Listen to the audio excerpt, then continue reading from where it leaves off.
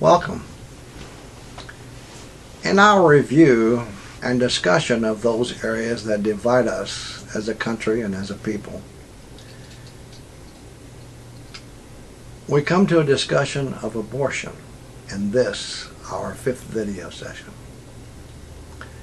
We'll now take up that subject of abortion, which is another area of significant concern in our country and one of the most difficult and divisive areas of disagreement that exists with the American people and many others in the world today. Seldom do we see any subject debated with such passion at every level. On this highly controversial subject, there are those who consider themselves as pro-choice. They believe passionately that a woman who is expecting a child should have the right to make the choice of whether or not to have that child. It is my understanding that most of them believe that safe and lawful abortions should be available at any time to any woman who seeks them, and many of them believe that it should be so for any reason or any purpose. On the other side, there are those who call themselves pro-life. Most of them believe just as passionately that life begins at conception, and many of them believe that abortion for any purpose is akin to murder, or is murder, and therefore a sin against God and humanity. A great many of them hold in contempt those physicians and other individuals whom they believe are, I'll put in quotes, for, end quote, abortion. A great many of them also believe that abortion under any circumstances, even to protect the life of the mother or for rape or incest, should never be allowed. Some believe this so strongly that they have actually bombed clinics where abortions are performed, and people have been killed because of the very strong nature of the feelings held by some of those people who call themselves pro-life, as they concern themselves with this agonizing question. I condemn such killings and bombings and those who knowingly and willingly carry them out, just as I condemn those who have abortion after abortion without feeling, just because it's convenient, especially when little or no thought is given to the unborn child or to the karmic consequences of their actions in having the abortions. Human society and culture today should be far beyond those days when killing or other equally drastic measures were often, in times past, considered to be the only way to handle difficulties or to settle differences. And for me it would be extremely difficult, if not impossible, to overlook such behavior. How do you think Jesus would feel about us killing each other and killing other people as a way of settling our personal differences? Both sides, as stated, hold their beliefs adamantly and passionately, and both sides have many worthwhile aspects to their point of view, and all of this can make a significant contribution to such a very important area of disagreement. It should be called to your attention, however, that both points of view leave room for enlightenment. It should first be pointed out that no person in their right mind is for, quote, end quote, abortion, although many good, decent people do favor the right of a woman to have a choice in this matter. There's a big difference between the two, a very big difference. An abortion is a very serious matter and should never be performed without long and serious thought to make certain that the decision which is made will be the choice that is best, given the circumstances involved. I have no doubt that most of the women who go through such a procedure have not done so lightly. I feel very certain that most of them must have agonized over the decision at great length, and if they made such a decision to go forward with that procedure, they very likely did so without joy. Let me tell you now that this kind of approach is the least that someone considering such a procedure should use, because if she was intended to be the instrument through which the child that she is carrying was meant to come to this earth, and she denies that child the opportunity to do so, that's a very serious matter that will, like so many of our decisions, have very serious repercussions of one kind or another. Excuse me. If the mother's doctor believes that the woman's life or her health is threatened, or if the woman is a victim of rape or incest, then those considerations will weigh very heavily with God in favor of the mother, if after very serious consideration she decides to abort the pregnancy. Again, this is a very serious matter in the eyes of God, and even then should not be undertaken lightly. For as we sow, so shall we reap. Except in those very unusual cases, such as those involving rape or incest, or where the health or the life of the mother, as determined by her doctor, is at risk. No pregnancy should be aborted without some consideration for the father of the child. The child is a part of the father as well as a part of the mother, and could not exist without both being involved. Whenever it is possible and reasonable to do so, and the identity of the father is certain, or can be ascertained with certainty, then, aside from the circumstances stated above, and assuming that the father is of or very near legal age, he should be contacted in a very private way and allowed to participate, if he so chooses, in the decision of whether or not to abort the pregnancy. If there is insurmountable disagreement between the father and the mother, then the mother, who would carry and give birth to the child, should, with her physician and with God, have the final word. But the father, under the circumstances described above, should, when reasonable and possible, be allowed, if he chooses, and if he's of age, to participate in that decision.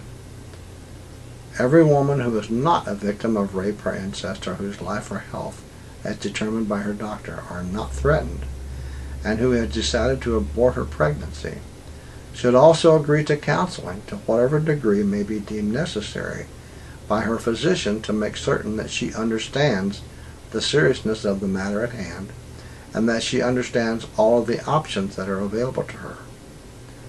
In addition, this counseling that her physician will recommend, if he believes that she needs such counseling, must include and place emphasis on instruction to make certain that she understands what is required to avoid future unwanted pregnancy.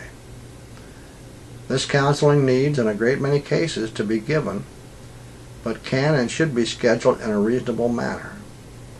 It must be impartial and must never be done in a fashion that is designed to pressure the mother to decide in one way or the other. Nor should it be designed to bring about feelings of guilt or feelings on the opposite end of the emotional spectrum that might make her think of it as being less than the serious matter that it is. Neither should the counseling be a long and drawn-out affair, but instead take place in 1 or 2 or perhaps even 3 private sessions as her doctor may recommend. The session or sessions should be scheduled to avoid extending the pregnancy unreasonably and to avoid interference with job or household obligations in an unreasonable manner.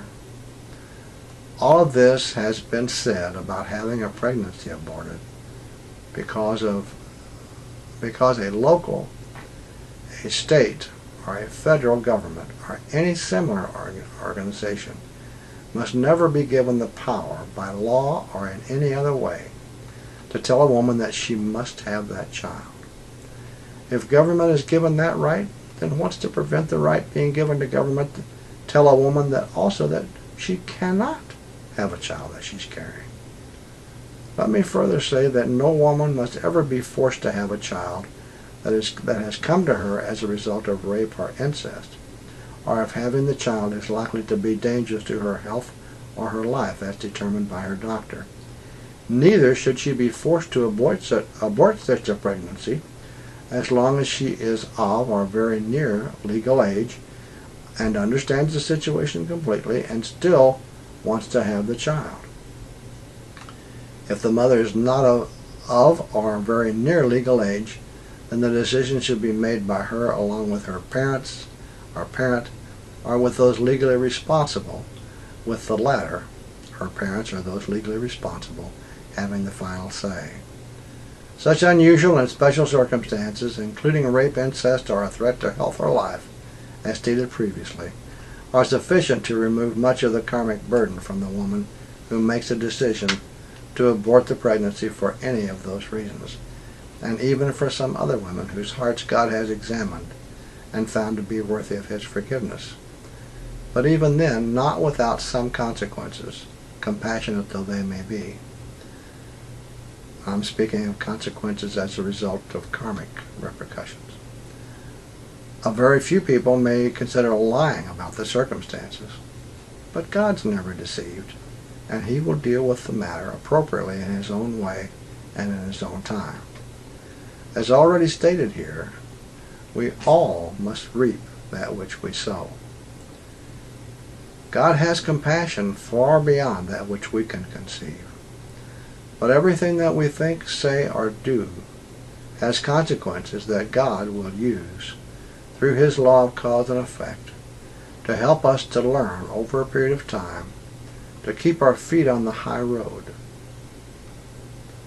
Some of His lessons can be very difficult, sometimes even painful, but usually over time they're extremely effective.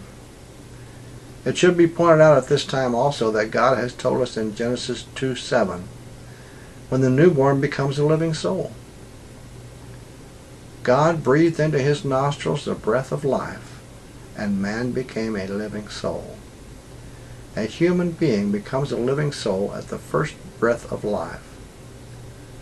I know that many who are recognized or considered as being in high authority have said that life begins at conception.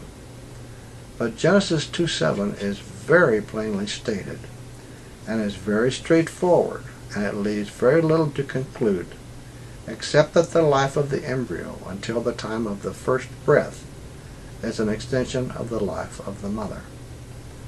Those who read what I have written here or listen to what I have said here regarding abortion, and if they draw the conclusion that I'm trying in some way to indicate that it's not such a serious matter after all, would be gravely mistaken. There are few acts of humankind that would be considered more serious, and I have done everything possible to make that very clear to the viewer of this video. I will say again, however, that this is not a matter that governments should pass laws to prohibit or laws that will force it to happen. This is, in the final analysis, a matter between a woman, her doctor, and her God. And any woman who tries to leave God out of such a decision is making an even more grave mistake. My heart goes out to any young girl or woman who finds herself in a situation where she may feel the need to consider aborting her pregnancy. I know also that as a male I cannot fully appreciate all of the ramifications of being in such a situation.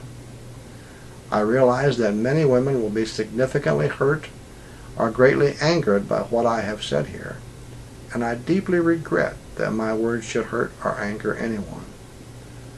A very great deal of soul searching was done, however, before these words were ever stated by me.